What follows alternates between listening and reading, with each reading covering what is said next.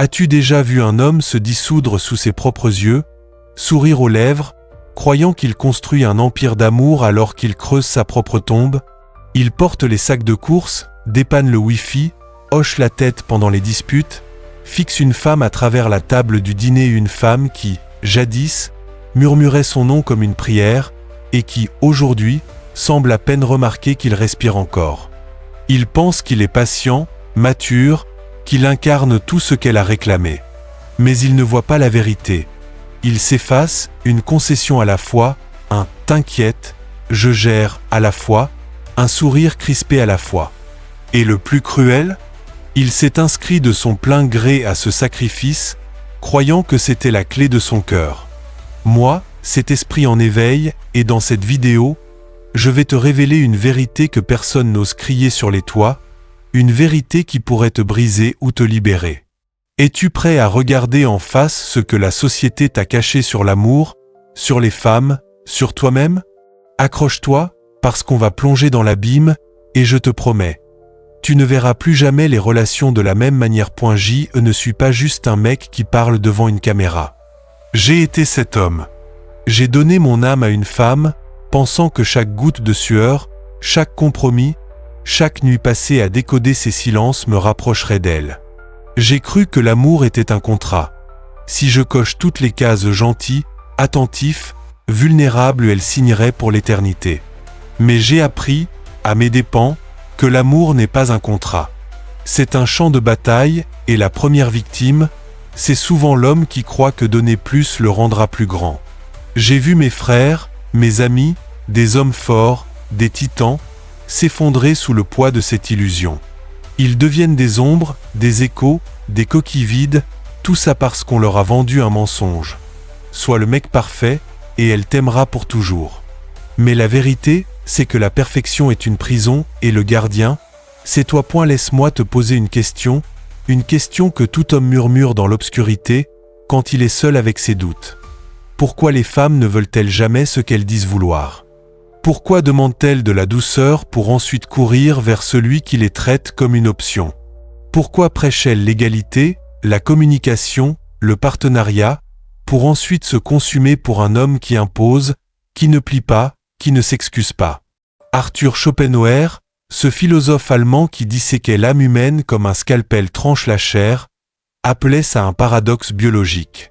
Moi, je l'appelle une crucifixion moderne, où les hommes sont cloués à des attentes qui n'ont jamais été réelles, des attentes qui les dépouillent de leur essence, une promesse brisée à la fois. J'ai vu ça de mes propres yeux. J'avais 25 ans, un cœur grand comme une cathédrale, prêt à tout donner. J'étais avec une fille, appelons-la Sarah. Elle me disait, je veux un homme qui écoute, qui partage, qui est là. Alors, j'ai écouté. J'ai partagé. J'étais là, toujours, comme un phare dans la tempête. Quand elle pleurait, j'étais son roc. Quand elle doutait, j'étais sa certitude. J'ai mis mes rêves en veilleuse pour qu'elle puisse allumer les siens. Mais un jour, j'ai vu son regard changer. Ce n'était pas de la colère, pas de la haine, juste rien. Une absence. Ses yeux, qui autrefois brillaient comme des étoiles quand je rentrais dans la pièce, étaient devenus ternes, comme un ciel d'hiver. Elle ne me quittait pas. Elle s'éloignait, doucement, sans un mot. Et moi, je redoublais d'efforts. Plus de dîner, plus de mots doux, plus de « dis-moi ce qui ne va pas ». Mais plus je donnais, moins elle voyait. Et c'est là que j'ai compris, je n'étais plus l'homme qu'elle avait aimé. J'étais devenu son employé émotionnel, son assistant, son ombre. Schopenhauer avait raison, et ça me tue de l'admettre. Il écrivait, « Avec les femmes, l'amour s'apaise et reste une affaire de la volonté de la nature, non des sentiments personnels. » Relis ça. Laisse chaque mot te frapper comme une vague. Elle ne ment pas quand elle dit qu'elle veut un mec gentil. Elle ne manipule pas. Elle n'est pas maléfique. Elle est simplement déchirée entre deux forces. Ce que sa culture, ses amis, les magazines, Instagram lui disent de vouloir d'un homme doux, sensible, égalitaire, et ce que son instinct, forgé par des millions d'années d'évolution, exige d'elle. Et cet instinct, il n'a pas de cœur. Il ne lit pas tes textos matinaux pleins d'émojis. Il ne compte pas les fois où tu as tenu sa main pendant qu'elle pleurait pour son chat ou abandonné une opportunité pour qu'elle poursuive son rêve. La nature l'a conçu pour désirer ce qui survit, ce qui impose, ce qui reste debout quand tout s'effondre. Pas ce qui se plie, pas ce qui s'excuse, pas ce qui mendie. Tu penses pouvoir battre ça avec de l'amour? Avec des fleurs, des poèmes, des nuits blanches à lui prouver ta loyauté? Laisse-moi te dire quelque chose qui va soit te libérer, soit t'écraser comme un rocher. Elle ne veut pas ton amour. Elle veut ta gravité.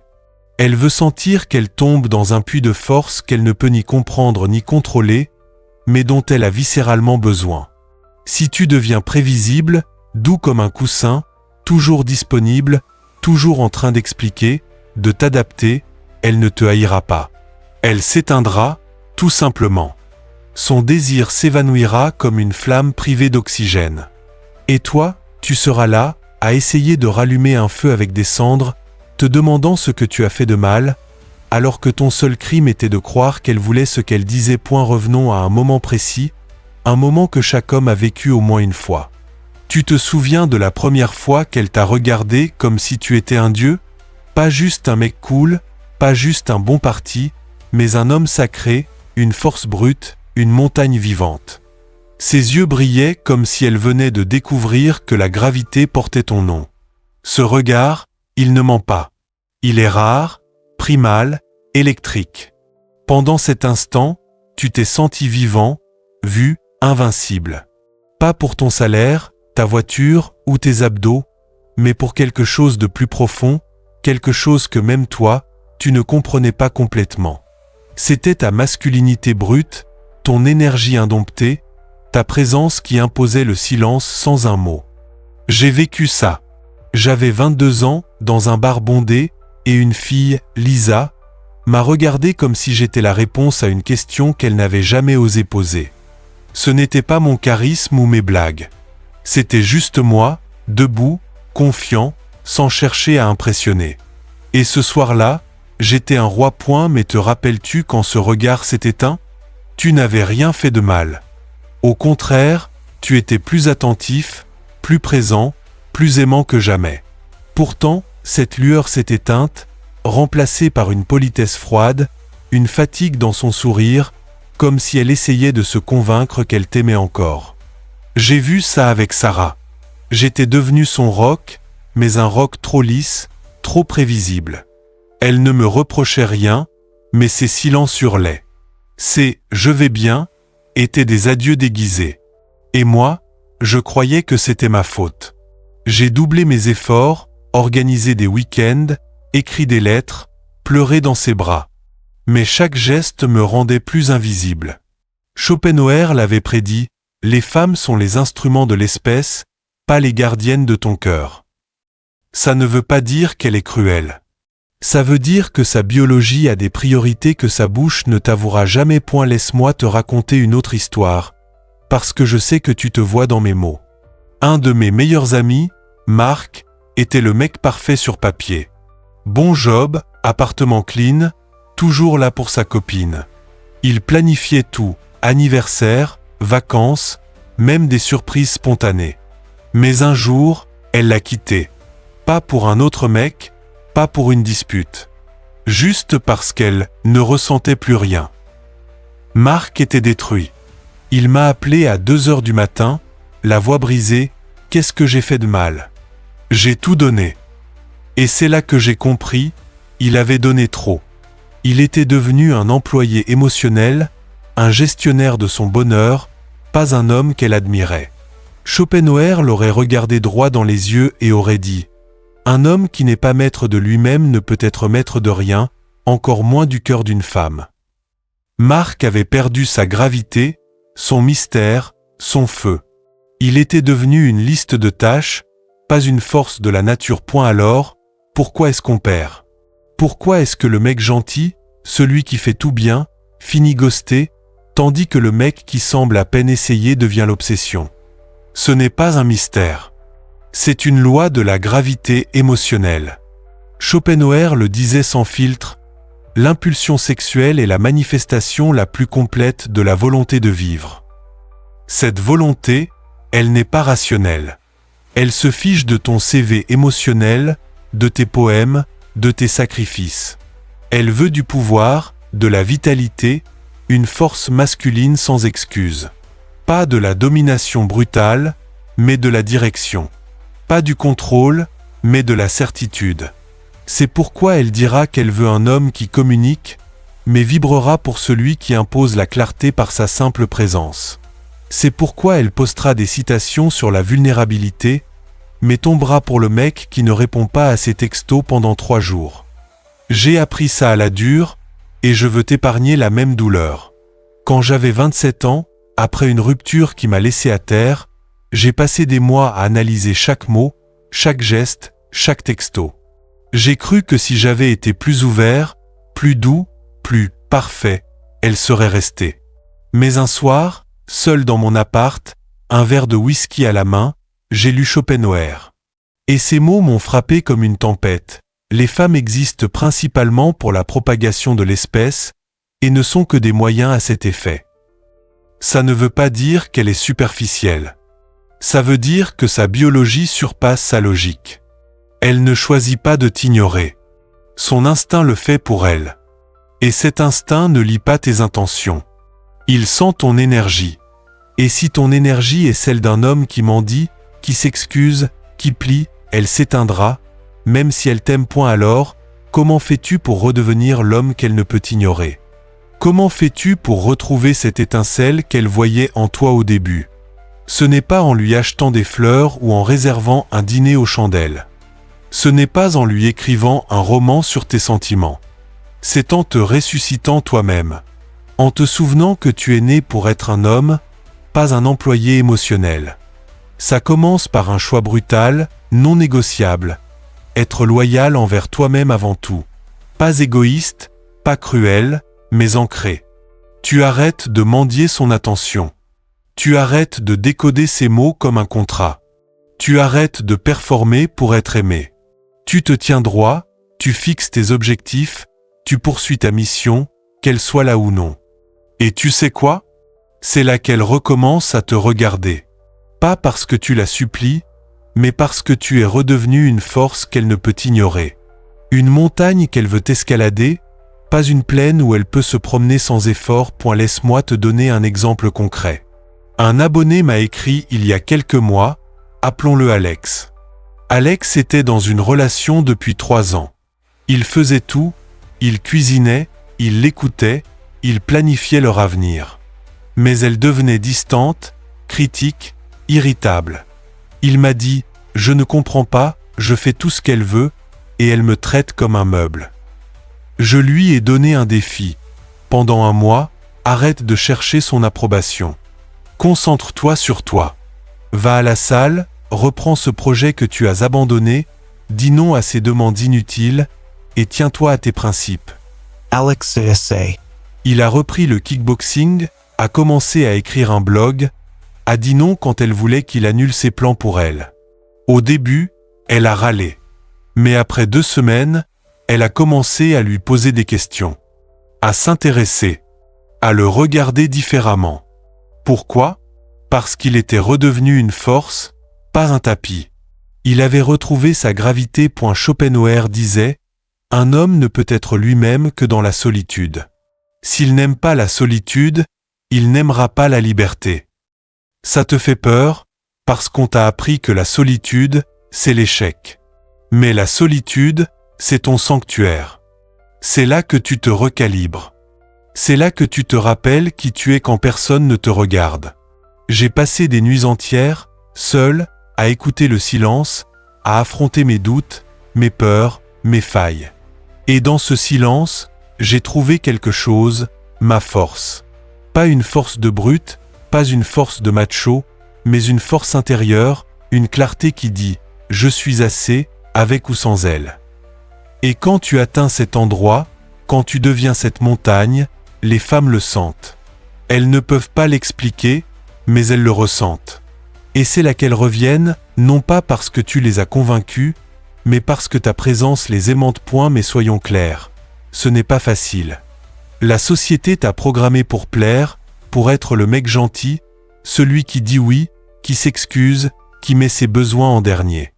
On t'a vendu l'idée que l'amour, c'est le sacrifice, que si tu donnes tout, elle t'aimera en retour. Mais Schopenhauer riait de ce mensonge. Il disait, les femmes sont instinctivement rusées et savent que pour contrôler un homme, elles ne doivent pas toujours dire ce qu'elles pensent, ni penser ce qu'elles disent. Ce n'est pas une attaque. C'est une vérité. Leur désir parle une langue différente, une langue préverbale, émotionnelle, chargée. Et si tu ne parles pas cette langue, tu mal interpréteras chaque signal. Tu prendras son silence pour de la distance, alors que c'est peut-être un test.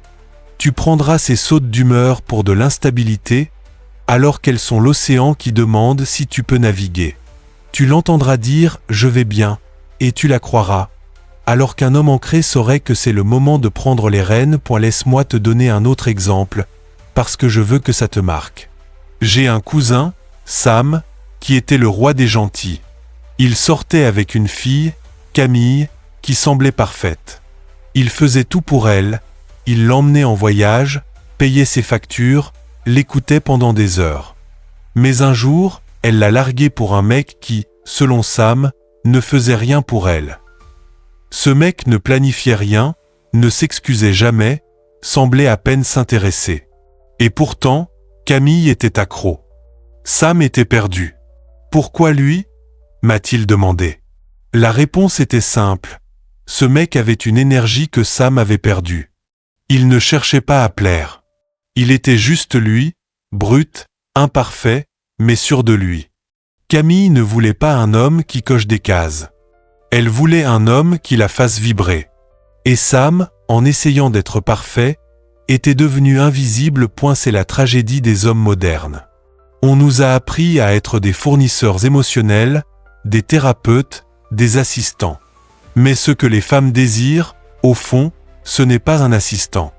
C'est un leader. Pas un tyran, pas un manipulateur, mais un homme qui sait où il va, qui impose une direction, qui ne s'effondre pas sous la tempête de ses émotions. Schopenhauer le disait mieux que quiconque, un homme qui n'est pas maître de lui-même n'est pas apte à être le maître de quoi que ce soit, encore moins du cœur d'une femme. Tu dois comprendre ça, le monde ne t'apprendra pas à être un homme. Il t'apprendra seulement à être sûr. Et la sécurité, sans force, est stérile. Les femmes ne désirent pas du stérile. Elles désirent de la profondeur, du mystère, du feu. Alors, comment fais-tu pour redevenir cet homme ? Comment fais-tu pour arrêter de perdre face à l'instinct ? Ça commence par un rituel que personne ne t'a appris. Tu dois te retirer. Pas d'elle, mais du besoin d'elle. Tu dois te plonger dans ta solitude, pas comme une punition, mais comme une forge. C'est là que tu te reconstruis. Tu te poses les questions dures. Qu'est-ce que je veux ? Qui suis-je sans son approbation ? Quel est mon but, ma mission, ma flamme ? Et puis, tu agis. Tu reprends ce sport que tu as abandonné. Tu écris ce livre que tu as repoussé. Tu fixes des limites, non pas pour la punir, mais pour te respecter. Tu dis non quand ton cœur dit non. Et tu dis oui à ce qui te rend vivant. J'ai fait ça après ma rupture avec Sarah. J'ai arrêté de courir après son fantôme. J'ai repris la boxe, j'ai voyagé seul, j'ai écrit des pages et des pages de pensées brutes, pas pour elle, mais pour moi. Et un jour, sans que je m'y attende, elle m'a écrit. « Tu as changé », m'a-t-elle dit. Mais ce n'était pas un reproche. C'était de l'admiration. Parce que j'étais redevenu une montagne. Pas pour elle, mais pour moi. Et c'est ça, le secret. Quand tu deviens entier, quand tu deviens incontournable, le monde entier, y compris elle, gravite autour de toi. Termine avec ça. Parce que c'est la vérité que j'aimerais que quelqu'un m'ait dite il y a 10 ans. Tu n'es pas né pour la rendre heureuse. Tu es né pour la faire ressentir. Et ce ressenti, ce frisson, cette tension, ne vient pas de la douceur ou du confort. Ça vient de ta polarité, de ton contraste, de ta capacité à être son encre dans son chaos. Quand tu deviens cet homme, tu n'as plus besoin de courir après elle. Elle viendra à toi, non pas parce que tu l'as convaincue, mais parce que ta présence l'a magnétisée. Schopenhauer l'a dit mieux que quiconque, un homme ne peut être libre s'il n'embrasse pas sa solitude. Alors, embrasse-la. Pas comme une punition, mais comme un sanctuaire. Parce que dans ce silence, tu te retrouveras.